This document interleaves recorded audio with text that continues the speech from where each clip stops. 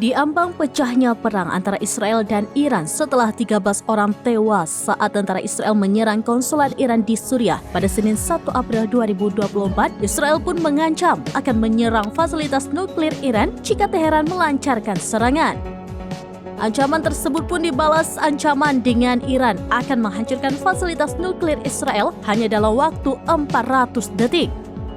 Dikutip dari Iran Internasional, Iran berencana akan menyerang fasilitas nuklir di Mona, Israel.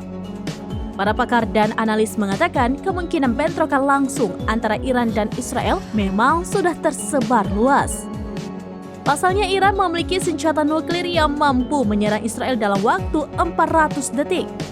Dikutip dari Tribunnews.com, Direktur Badan Tenaga Atom Internasional, Rafael Grossi mengatakan Iran tidak punya masalah teknis dalam pembuatan bom nuklir.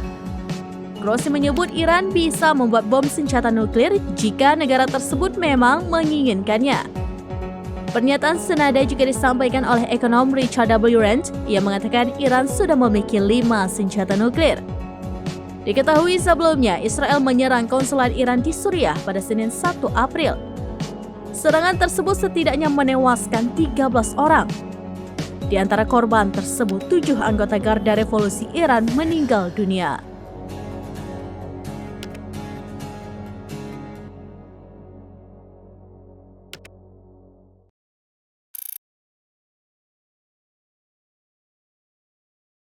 Download Tribun X sekarang, menghadirkan lokal menjadi Indonesia.